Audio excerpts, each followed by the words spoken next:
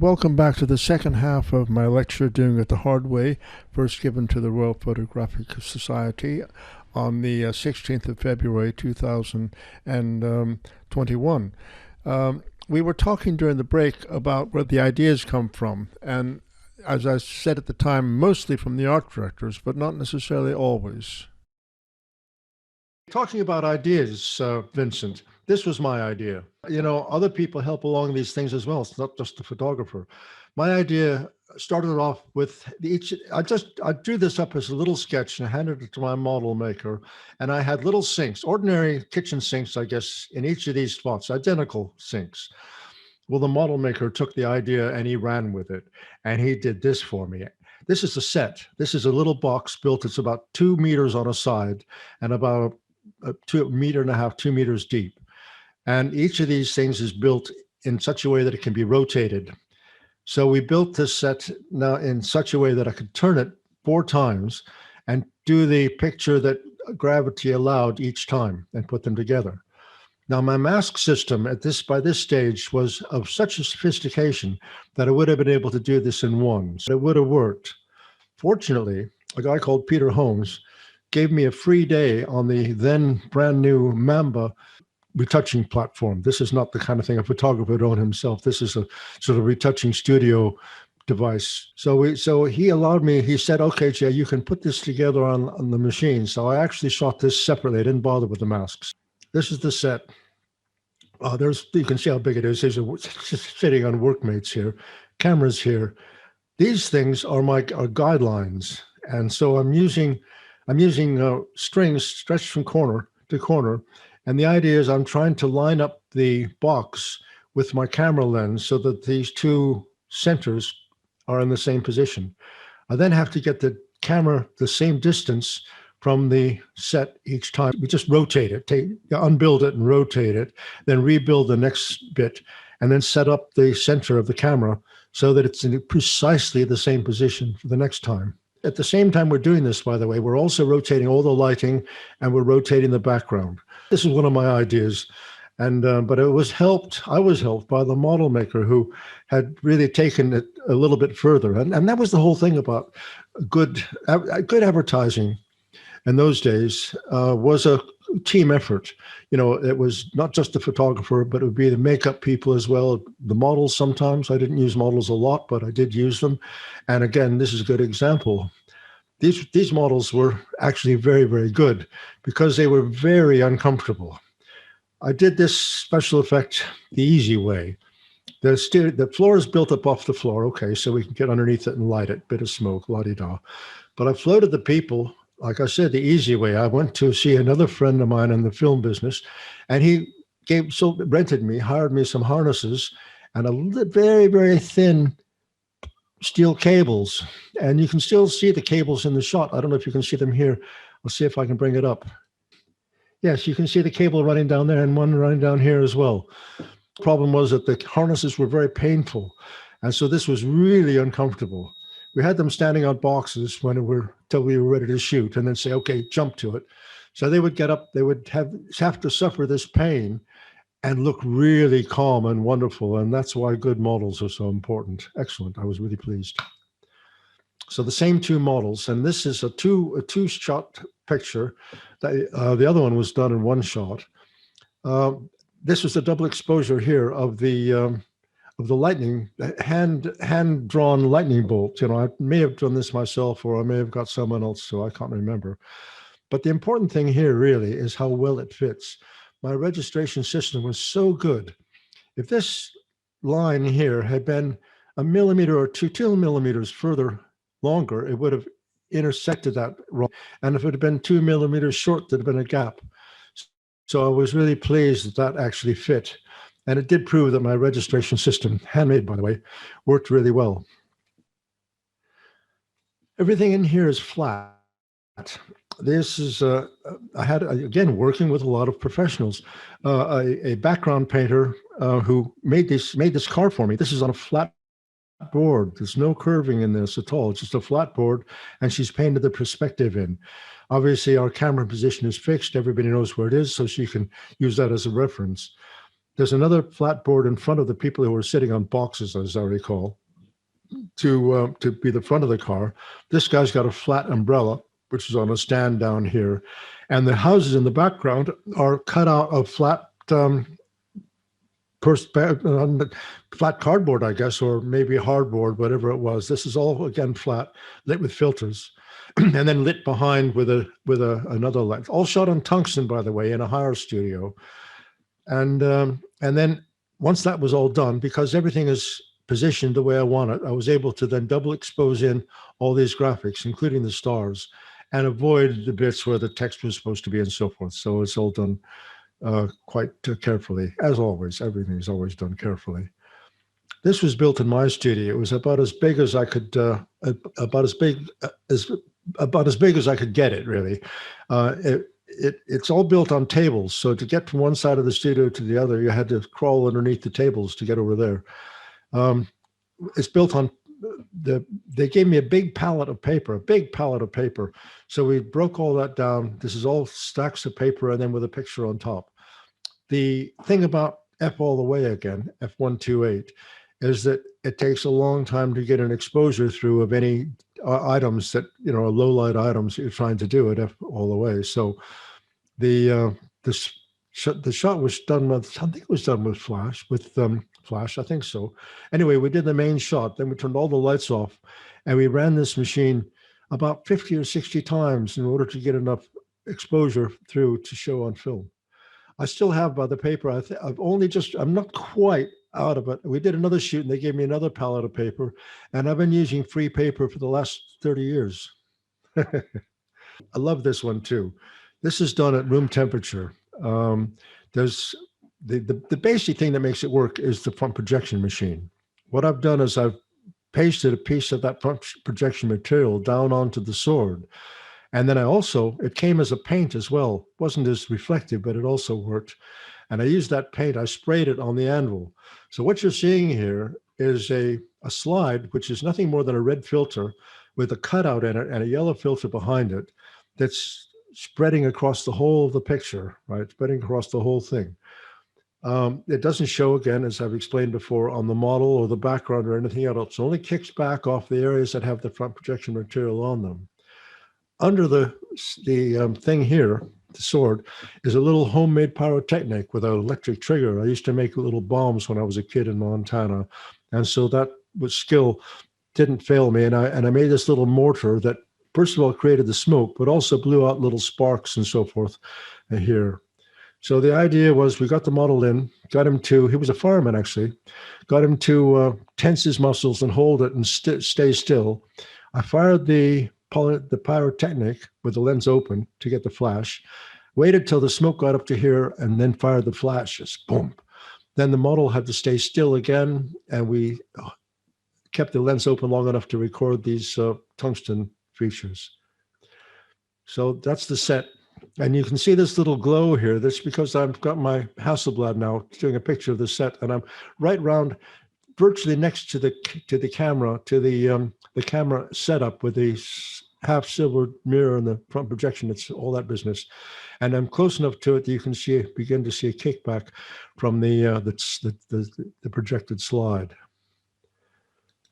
So there we are. I thought it worked quite well.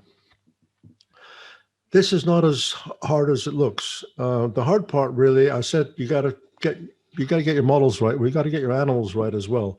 I went to an animal agency called A1 Animals, and she actually trained this dog to do this position. The dog didn't just put his hands over his ears like that, but she put his paws in place and say, "Stay, Rover, you stay," and the dog did, at least long enough for her to get her hand out to there, and then boom, I took the picture. And we did it about 3 or 4 times, one Polaroid, boom, and about 3 or 4 10-8 trannies. And then we let the poor dog off because I knew I had the shot. I had done lots of tests of the lighting as well. The hard part of this shot was the lighting, really. The light in this bell required a light in almost every part of the studio that wasn't part of the set. And this was a spot projector. So this was done for Nokia, by the way. This was not the Nokia, whereas Yeah, and then in the next shot, it was the 48 sheet street poster, and in the next part of the poster was a two-part poster, and the other part had the dog listening attentively to the Nokia phone. Around 1994, something like that. The champagne. I mentioned this before, but this is the actual. That was the brief that came in, and as I said, this was such a good idea that apart from make it work, I didn't really do much more to it. This is a good example too of the kind of lovely magic marker layouts that the art directors used to give us. So that was my version of the final shot. What we're doing here, similar to the exploding computer, all these bits are rigged. And in this case, we've used tungsten light bulb filament. We were able to get a roll of it from a light bulb manufacturer, and so there's a forest of these filaments going across the whole set, top to bottom. And we're using hot glue, and we're sticking these little bits of model-made parts to the forest of tungsten wires. This is the whole overall size of it. You can see he's in the same plane. So this is 14 inches long or so. This is a glass bowl that's filled with liquid and then model-made with polystyrene or something like that for the rest of the bottle. This is on a bar. So it means we can move it out and back to get the streak, which we did as a second exposure. And around the back, we've got, similar to the exploding computer, we've got air lines coming in here. We've got fiber optic lighting cables that come from a Broncolor head. And this is all my attempt to get concentrate as much light as I can in this area here, because it's the lighting that is the power for the explosion. Airline coming down here blows the bits that we put on a special manifold here, blows the bits out at the moment of exposure, or just before, obviously. There's an air switch here, and that's connected to the main airline that launches the bits. That closes this switch, starts my little delay box going, and this is all adjustable. I'm using, and it's got several different outputs, so I can use different lights at different times, and homemade thing, of course. And that then goes to fire the flashes. And there's a little bit of a very short video here, which will give you an idea. So there it is. This is shot 30 years ago, so it's low quality. That's those are all the bits obviously attached. And we're going to look around the back in a minute. And you can see there's forest of stuff using my Klimpex, my little, what I call Meccano, and the airlines and so forth over here. This is the lighting. These are the lighting fiber optics here, which help to concentrate a lot of light in this area. And I think there's also a flash spotlight going in here as well. In here is where we put the bits of polystyrene balls and bits of cut paper and Fuller's earth to blow out to make the explosion itself. And that's how we did the streak. So here was the air switch there. That runs this little box. As soon as it cycles, it gets around here, it fires the flashes. I think it's about 140 milliseconds or something like that we worked out. But these little potentiometers allow me to adjust it precisely. So there's the air switch. That's keyed into the main airline here. And then by forcing air down there from the compressor, there, John's now going to open the shutter. We would normally do this in the dark, obviously, but we'll leave it open so you can see. Here it comes, watch. And that was it. It doesn't look exciting, but it works.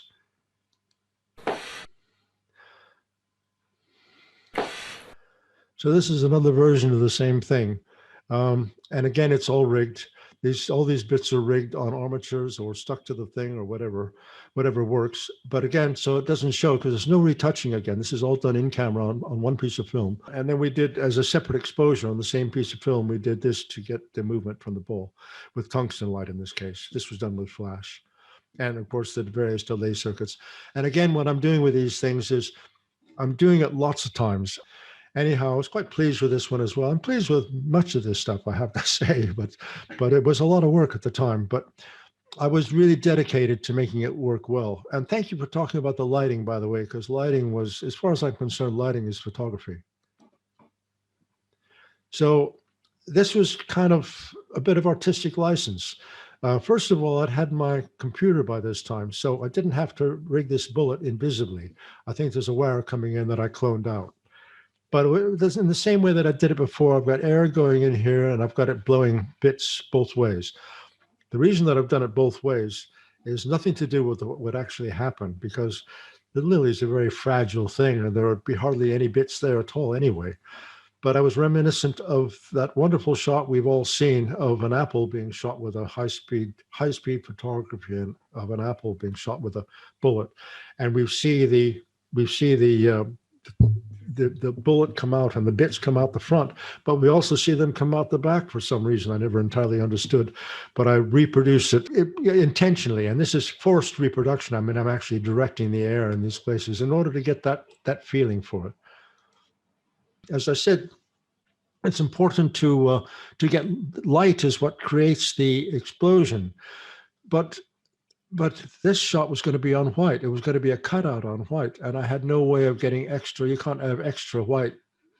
So what I did in the end was I laid this all out on a light box. This is all glued together so that this is not going to move. So the guy can put his hands in there. This is my famous hand model again, Ray. But put his hands in there, and this is stuff was on a light box, and I've just overexposed it all. And by doing that, getting overexposure here, and these things almost exposed out, I think my feeling is that I did manage to achieve that energy from the flash. This was waterproof wallpaper, if you like. This was shot for Home Base, another 48-sheet poster. And now the thing about water is that it's very difficult to change the scale of water. If I tried to make a little miniature rose here and use a normal roll of wallpaper, which was 2 foot long or something, it would have been dribbles. It just wouldn't have worked.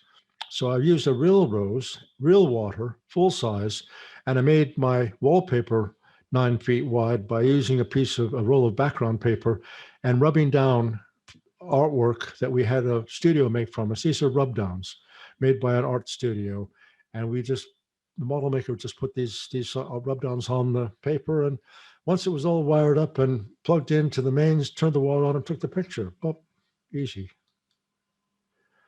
This is a rig. Everything's rigged. The background's not very far away, so the light, the glass is rigged on a glass tube that I welded into I melted it with a blowtorch and welded this tube into the glass, and then took it back to the back, attached a rubber tube to that, filled it with a bit of slightly colored water, and then blew it out by hand I had my head around the corner so I could sort of see around the corner.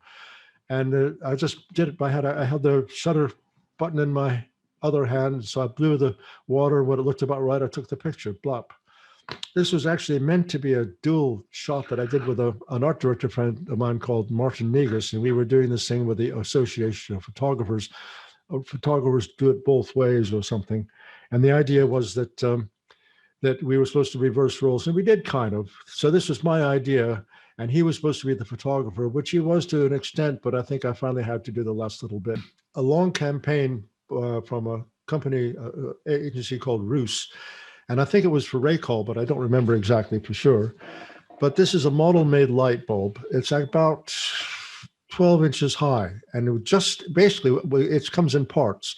The glass tube, which is hand-blown, a Perspex model of the interior of the light, and a base here as well. And then little holes drilled in here. And we had these wires that are meant to hold the filament. Well, of course, the filament doesn't exist here. This is completely artwork. It's flat artwork with tiny little circles drawn all over here. Little line connects them. This is just flat artwork. Very nicely made it was. I photographed it, reversed it, and put it up on a light box. I use horizontal light boxes a lot and had several setups in the studio so I could go from one place to another and so forth. But anyway, again, exposing it through soft focus filters and a bit of yellow filter. And so it's all put together in layers. I managed to track another one down somewhere. It's not a very good copy, but it was the same idea. So in this case, we just adjusted these wires. We adjusted the wires each time to match whatever illustration had been drawn to fill the bulb. About this time, the Legoland was just being built at the time out in Windsor. And so I got the commission to do this job. And I had just got my Imaginator by this time. So this was a really challenging job. The Imaginator, by the way, in those days, this is about 1994, Photoshop existed, but it really was in its infancy in those days, or at least not very big. And this is a 300 or 400 megabyte 10.8 file, and Photoshop would never have been able to cope with it. Photoshop was happy with 12 megabytes, you know. Anyhow, it's made up of lots of different pictures. Some of these are full size, some of them are half. I think these are models actually made of Lego, whereas that's a genuine tent that exists on the ground. These little cars and so forth existed there. It's about 30 different images in here. Now, the original idea here was to have models that had very big heads. The kids were supposed to have really big heads. So we did that. The art director, the client rather, not the art director, looked at it and said, "Oh," he said, "they look a bit weird." He said, "So let's make them a bit smaller." So we did that too. And he said, "Oh, they're still a bit weird. Make them a bit smaller still." So anyway, we did this several times. And we finally got down to a situation where I think the kids looked like they're supposed to look, except that kind of rather oddly sized heads. I think it all looked a bit weird in the end, but so there it is. Sinking into debt, Barclays Bank.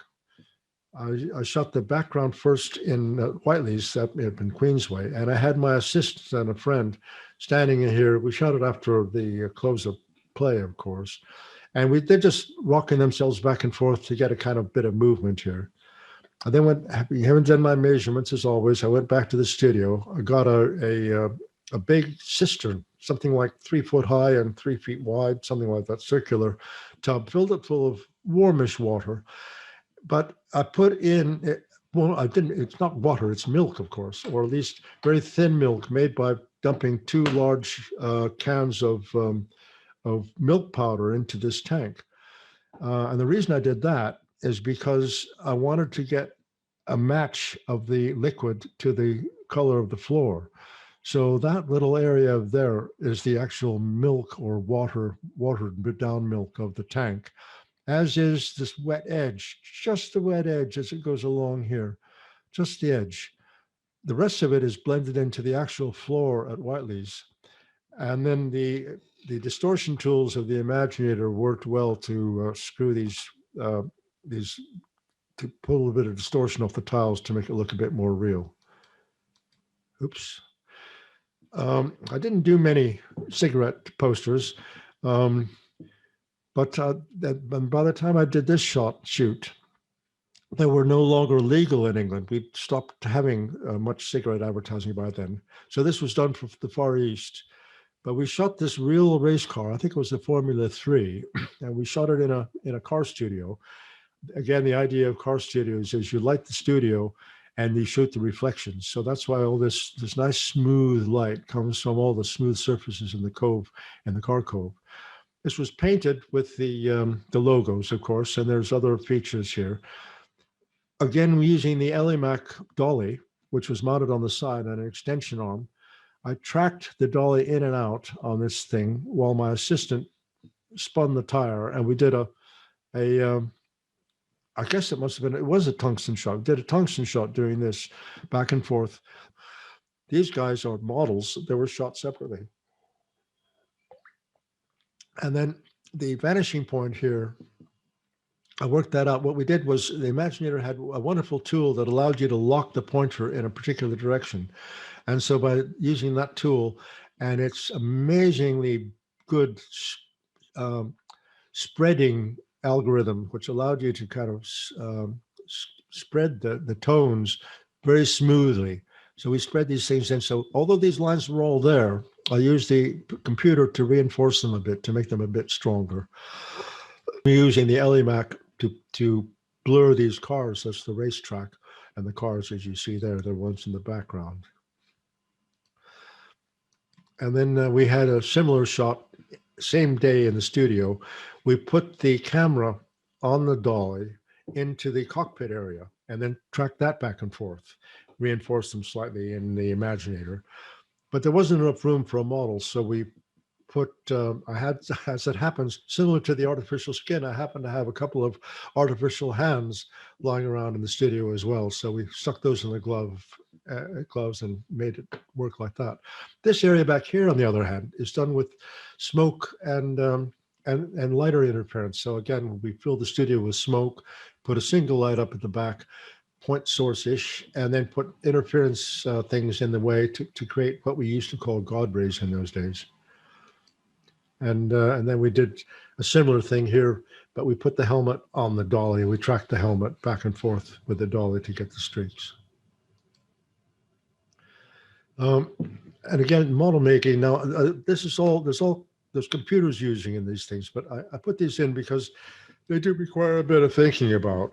So this set is about 5 feet wide, I suppose. Maybe this is 18 inches, 2 feet high.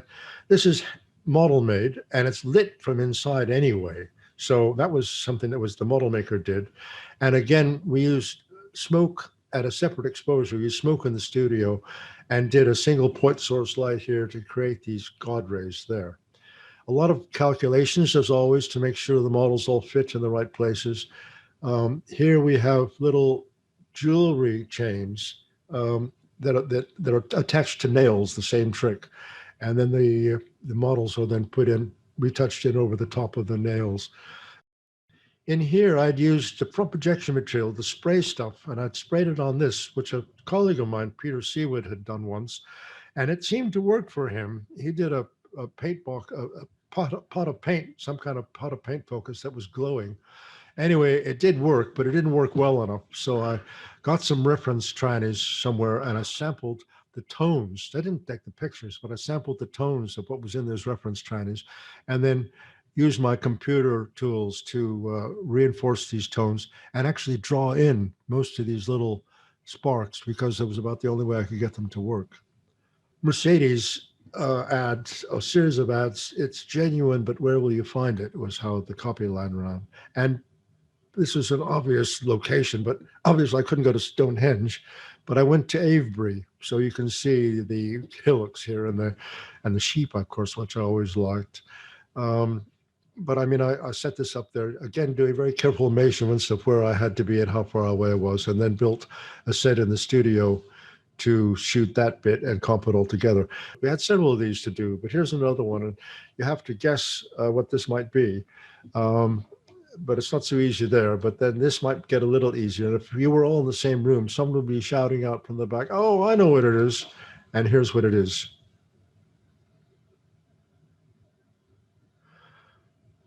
So they would, again, they wouldn't let me go to Italy to shoot this picture. So I had to use a library shot. And it's quite tricky to try to calculate your perspective from a library shot. I made a good go here. I'm not sure I got it quite right, but it was close enough. Nobody complained. And again, I did another one here, and it was an underwater shoot, the idea was. So to get the feeling of it being underwater, I filled the studio with smoke. I have a very well-used smoke projector, smoke machine, I mean, anyway. So I used that a lot in those days. This is shot in water or through water. What I have is a fish tank. And the fish tank has got its bubbles in it and its various things here. We're shooting through that into the smoke-filled studio at the back, and then adding these bits and so forth. In fact, we added a lot of bits because these are the only bits they gave us, apart from those little filter things. We only had a few of these things, so we had to duplicate a lot of it up. There's the fish tank there. I think we had one battery, so these are all done, you know, I had to do these. The tricky thing here was, again, scale. These are only about 4 or 5 inches long, I suppose. And I had tried to use real bubbles from the fish tank to make it work in here, but I couldn't get the scale to work. So I ended up having to come in here and actually make these bubbles one at a time with the Imaginator tools, and just like putting spots of color down. And then I created these lights by using masks in different positions, quite fiddly. This was a visual joke, and I put it in not so much because, again, you know, it's the sort of thing anybody can do these days, really. But it's important to think these things through, and it's important to make your life easier as well. That car was going to be fine. That's on the ground, but this one's in the air, floating about. And how am I going to shoot that? Well, of course, if you think about it, and if you turn it around, it's actually on the ground too. I chose an angle that would make it practical to shoot both cars in positions where I could actually get them to them without any using special scaffoldings or anything like that. This is Hyde Park, but we pumped it up a little bit, put in a bit of extra vegetation. When these guys were skating back and forth, I shot this on the 4.5, I think, the long shot, and I had a little tripod set up in Hyde Park, and I'm getting it all sorted out. These guys are skating past, and I shouted out to them, said, "Look up, there's a giant above you," and they did. So here's what we got. I thought I was quite pleased with how that worked. This guy's even holding his head. This guy, of course, wasn't paying any attention. And this was Pandy, my little dog. And Pandy never looked up. She always just had her head straight down on the floor, sniffing for food the whole time. So I very carefully cut her head off, rotated it 30 degrees, and stuck it back on again. That worked. My boys, 20 years ago now, I guess, in a park near my home in Whitney. And again, I tried to do this as much as possible in one click or as one shot. So I've used my 5.4, and I've taken the element of the front element right down as far as I could get it to keep having picture in it, which, if you remember your Schlemflug rule, or however you pronounce it, allows you to change the position of the focal plane from vertical to angled. So in this particular instance, the shot is focused from here all the way to the infinity in that plane. And then as you start going up, it starts going out of focus just above my son Jason's head here. So the focus plane is a wedge running from the camera out to the background. Right here at the bottom of these are also beginning to go soft as well. So the focus plane just runs from there to there. We had the magnifier in the shot, and I could have done this for real, but I thought I'll have more control if I go back to the studio. So I went back to the studio, put a bit of grass in, put the magnifying back in position, found a couple of ladybirds and aeroldited them to, or hot glued them to, not hot glue, what would you, super glued them to the grass. They didn't seem to mind. They didn't complain. So again, like this often happens, when this is in my folio, that was a personal shot, by the way. Once this is in my folio, somebody sees it and they say, "That's a good idea." So this was done for Time Team. And they first wanted to hire this, to buy the tranny off me, or at least, get rights to use it. And I said, no, I'll do the shot. So we built this section flat on the floor of the studio. So this grass is just lying flat on the floor, and it's teased out, and then we put a bit of not Fuller's earth, what do you call it? John Innes compost scattered through here with some bits of pottery in it, and a plastic skull that we managed to get in a joke shop or something, a bit of bone, and then another layer of gravel and sand just spread down on the studio floor. So this is only an inch or 2 deep, an inch or 3 deep, and shot that bit, and then carefully manipulated it to fit into this shot. So that was the way that worked. And again, someone else used it, Rolls-Royce this time, aerospace, for an engine which they had just created that they reckon had some ecological benefits, or wasn't so polluting as some. So then that's part of the original shot. We went to Oxford Airport to do this, and we just had the shot nearly complete, not quite, or at least not quite backed up, if you like, when I got rushed off it by a couple of guys came out in a truck and hustled me off the runway as fast as they could. And a few moments later, a 4-engine jet came in full of passengers. So I did a lot of work for Rolls-Royce Aerospace. I loved working for them because they were all conceptual shots. They weren't trying to sell anything. Obviously, they were trying to sell engines, but they weren't using these pictures to sell their engines. They were using these pictures to attract attention. So this is what they're selling here is service. So where can I get a lot of water? Well, that same fireman that was in my sword picture worked in a fire station in King's Cross. So I got in there. We put a couple of lights up at the far end of their yard in the evening after dark, or as it was getting dark. And we had a guy up on the tower raining all this water down onto the umbrella. And apart from, we had to retouch some extra rain in here, which is quite difficult because modern Photoshop would probably be able to do that for you pretty easily and get all the gradation right. But doing it by hand, a little bit at a time, was a lot of work. Anyway, it worked. And the aircraft itself that he's going out to in this storm is simply a bit of flat artwork that I created from an existing picture of an aircraft somewhere, just by kind of copying it more or less, and then darkened it through a mask. So I darkened the rain through a mask to create the aircraft. So it didn't exist. The art director, of course, got soaking wet under here because the umbrella wasn't waterproof, and he did suffer for his art. But I was really pleased with the picture.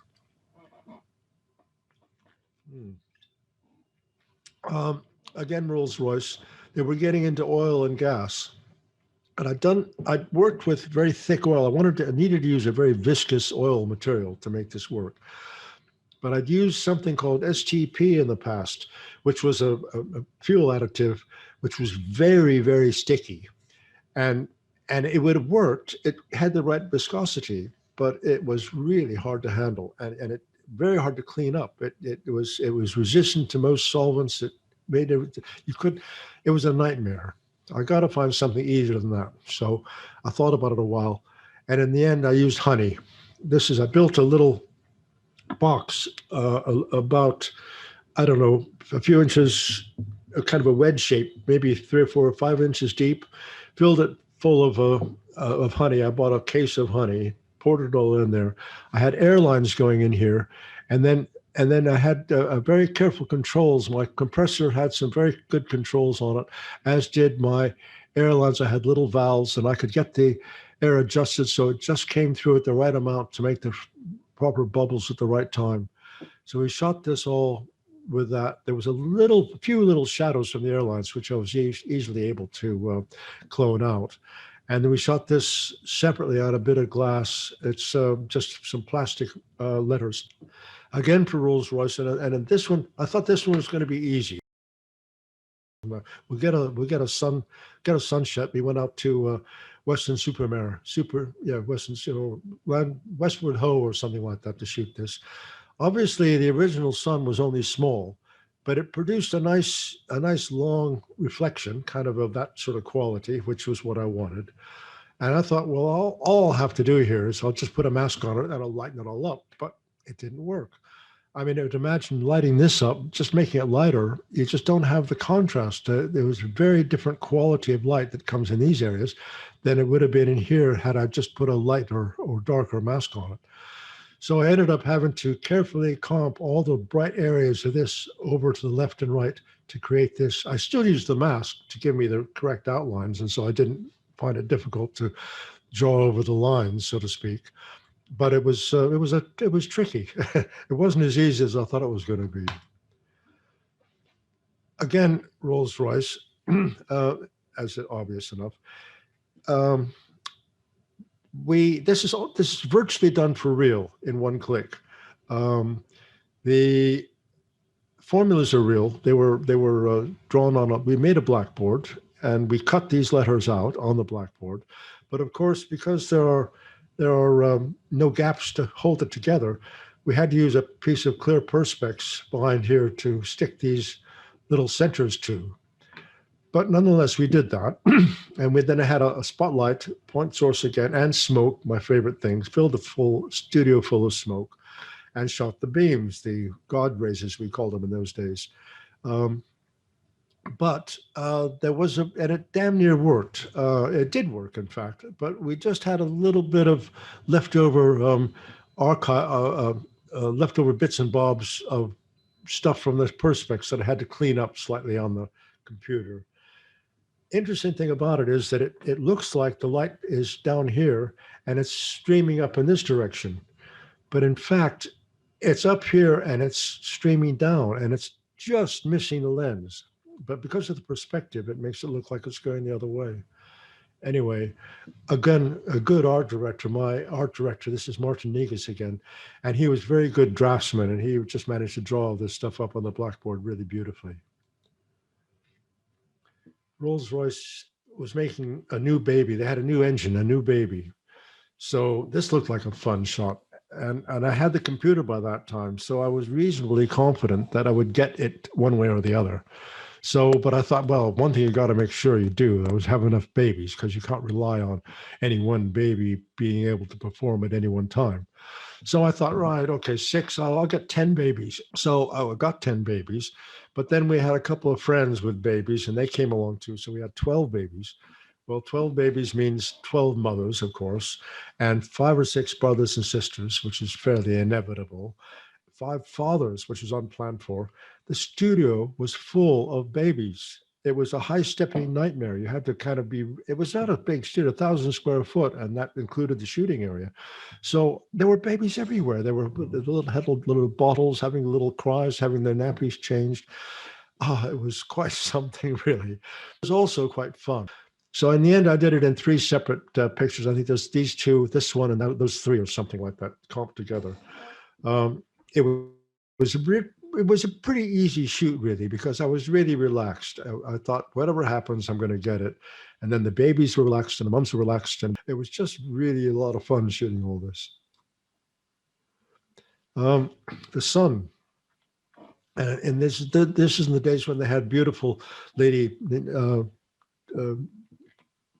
topless models in the newspaper, and this is one of them. I can't remember her ID. She's a really nice girl. And the idea of this from the art director was to shoot this as a body painting. And so we had a body painter actually booked and in the studio to do this. But I'd also said to the guy, I said, look, I'd heard they had a new flash projector, digital projector. Now, in these days, digital projectors were uncommon and expensive. They probably cost £2,000 or £3,000 a hit at the time. But anyway, they brought this along, and we had a tranny of this that we know it was a digital file, of course, that we could project using the projector. So I shut off all the lights, put the model in place, got her to find a position where she could read fairly easily. And with all the lights off, we did a few exposures, I think on film. I don't think I used a digital camera here. I think I shot it on film. And we shot the image of her in the dark with all of her rest of her body dark, and just this image coming out. I then put the lights on again, shut the projector off, and shot another picture with her in as close to the same position as I could manage. And then I combined the 2 together on the Imaginator, which I thought at the end had worked really quite well. The only thing that was a bit odd about it was that I seemed to get 3 nipples. I think there was one there, and I think there's another one up here somewhere. I can't see it now, but that was a bit of a surprise. But apart from that, I thought it worked really well. I do like girls, of course. And these are lovely girls, all 3 of them. And again, for the sun. And really, the only reason I put it in here is because the T-shirts didn't have any artwork on them at all. They may have said the sun, but I don't even think they did that. I think this is all just digital files. And so I use my Imaginator's very, very good distortion tools to make all these things work. When I'd started off as an assistant in 1966, at the time there was fairly popular to shoot cars on a reflective pool. And then it kind of went out of fashion, and I hadn't seen it for years. So I thought, well, I'd like to do that myself. That sounds like fun.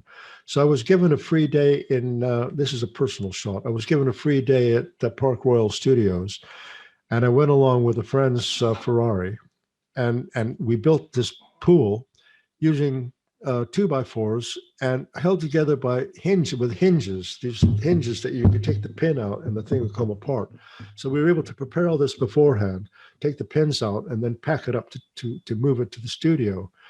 I was also able, I was glad to hear, to get a single piece of plastic that was big enough to cover it all. So we put our 2x4s together, put the plastic in it, and put the car up on a couple of bricks and filled it full of water, which took a couple of hours. The whole thing is lit, as we always did car shots in those days, by putting the lights into the cove and shooting the reflections. Apart from this one here, which is the one spot was masked down just to light this area here. And that was, so yeah, that's a view from the office and the studio. There's the camera down here. That's the little spot there. The art director, a friend of mine who came along to help art directing. I mean, as I say, it was my idea, but you know, it's always useful having a few extra bodies in shot and a few extra minds going on. And so then I did a treatment to it on the computer, and I ended up, this was my final shot. Now, when I was setting this up, of course, I'm on a 10.8 and I'm looking through the ground glass, and I've got the thing, and the image, as you all know, is upside down on the back of the camera. So I kept seeing this part of the image right side up, and it looked magnificent because it's actually an image that was effectively taken from below ground.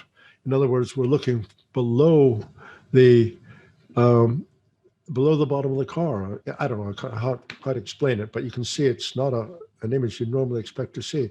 I thought there must be something I can do with this. So I just used my controls and brightened that up.